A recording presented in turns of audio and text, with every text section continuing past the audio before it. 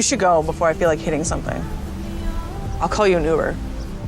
An Uber X, actually. They're the reason why hailing a cab no longer requires a wave from the street. Welcome to WatchMojo.com, and today we're counting down 10 fundamental facts you should know about Uber. You ready? I'm ready. All right. Is that for real? This is for real. Number 10. What is Uber? Uber is an international transportation network company designed as a modern alternative to traditional taxicab systems. The company is centered around a smartphone app that allows consumers to submit a trip request and drivers to directly respond from their own cars. If my parole officer calls, you were picking me up. What? It's a thing. I need you to help me out on this. In terms of the customer experience, it seemingly cuts out the middleman. Because with Uber, it's not necessary to contact a taxi firm, which then contacts a driver on your behalf. Oh my God. What's happening? No way. I'm your driver today. Really? Yeah. Number 9. Who created Uber? The network is headquartered in San Francisco and was founded as Uber Cab in 2009 by Garrett Camp and Travis Kalanick. Camp is a Canadian entrepreneur who had previously found success by co-founding the web discovery service StumbleUpon. And Kalanick is an American whose most notable startup before Uber was Red Swoosh, a peer-to-peer file-sharing company which he created alongside Michael Todd in 2001. Camp and Kalanick received $200,000 in seed funding before raising around $1.25 million of additional funds in 2010. Their first full year of business. The question for a tech company is, do you want to be part of the future or do you want to resist the future? And we feel that in many ways we want to not be like the taxi industry before us. Number 8. How much is Uber worth? We're doubling, every 6 months, and really doing billions of dollars in transactions a year. The numbers get big quick. Uber is notoriously coy when it comes to the money it does or doesn't make. But two things are common. Year upon year, it sees massive increases in revenue, but also fails to post a profit. Up until 2014 especially, the company may have had difficulty in convincing investors that they'd backed the right brand. In the first half of 2013 alone, it lost more than $15 million.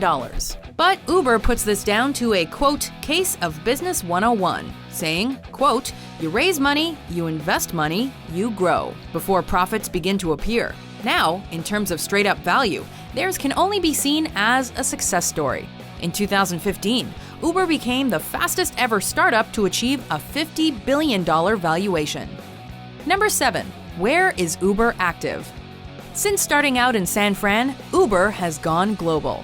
5 of its biggest markets remain within the US: Chicago, Los Angeles, Washington, D.C., New York, and the Golden Gate City itself. But the service is ever expanding elsewhere. In late 2011, Paris became the first non-US city to play host to Uber, with London following suit in 2012 and ushering it further into Europe. Next, it arrived in Sydney and Melbourne, Australia, before breaking into Asia with markets in Singapore and Taipei. Now more than 65 countries and 350 cities are connected by Uber, from Dublin to Durban, Kuala Lumpur to Cape Town. Number 6. How does Uber make money? Since its beginning, Uber has taken a 20% commission from every fare made by its drivers. Although throughout 2015, the cut has been tentatively raised in some cities to 25 or even 30%. The service is built around an algorithm that incorporates surge pricing to ensure that fares remain appropriate for the local level of supply and demand at any one time.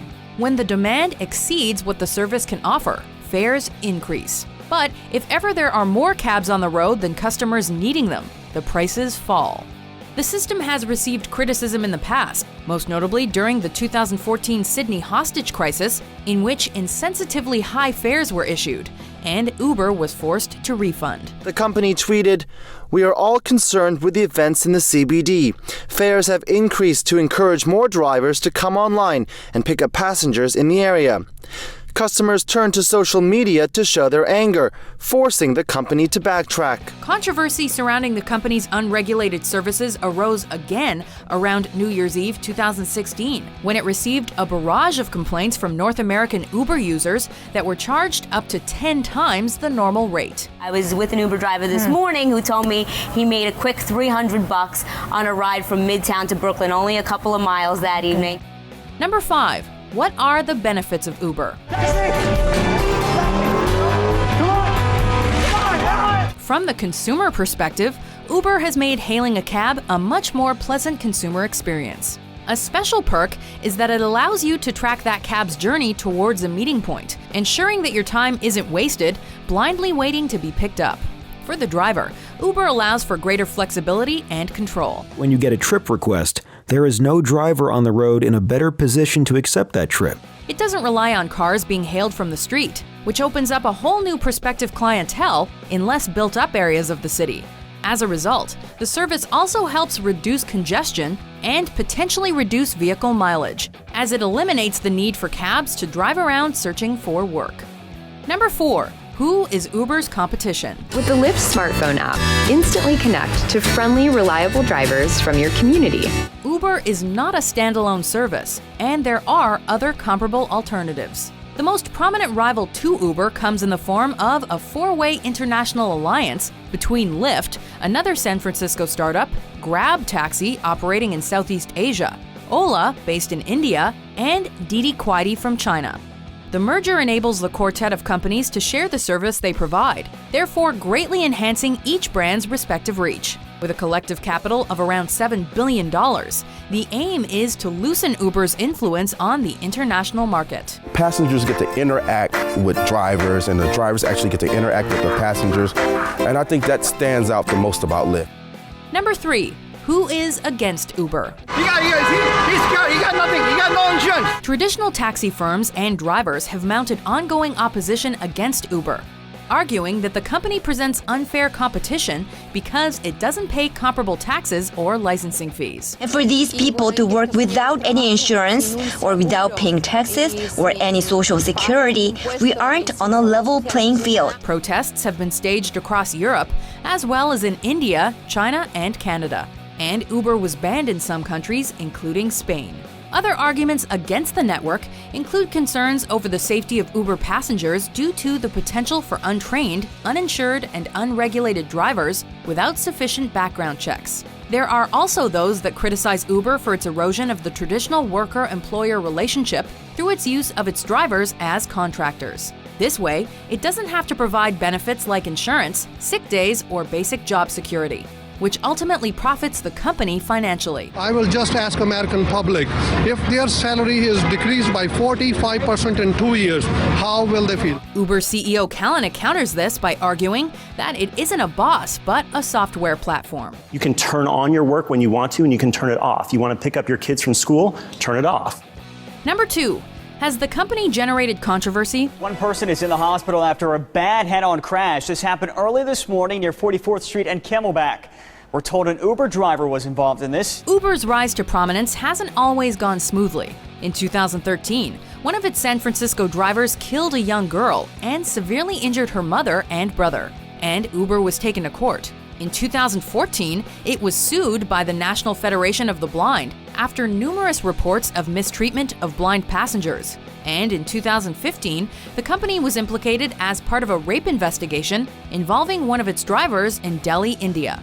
As the negative reports mounted, however, company vice president Emil Michael made yet more damaging headlines in 2014 when he suggested that Uber would be hiring a big-budget journalistic team of their own in an apparently aggressive bid to get even. We're talking about $1 million budget, a 4 to 6 staff team to do opposition research on me. That's going through trash. That's following my kids. That's vans parked outside my house. And there still remains the previously mentioned controversy surrounding how Uber deals with its drivers, including their well-being, and how they're paid like independent contractors but treated like employees. Uber technically doesn't employ any of its drivers, so what kind of safety measures do they have for their drivers? I mean, they're technically contracted. Number 1. How will Uber expand? Now you're ready. Now get out there and Uber umpire. Yes, sir. Despite seemingly discouraging profit figures throughout its formative years, Uber is in a healthy financial position with plenty of capital raised to fund further expansion. China is a particular target market for the future, as the company looks to fend off its competitors by spending up to $1 billion a year in the country and expanding into 100 more Chinese cities. You can see why Uber is picking up converts fast. This is the general state of a Shanghai taxi. No seatbelt, often dirty. There are also plans to develop a full-scale food delivery service called Uber Eats, and to establish Uber Trip Experiences as a leading content provider to every Uber customer.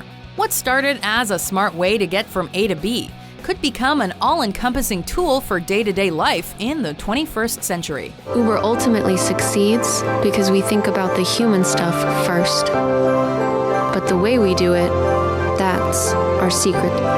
Did these facts get you thinking? To vote for which company profile is covered next, head over to WatchMojo.com/suggest. And be sure to hit that subscribe button for more big business top 10s published every week.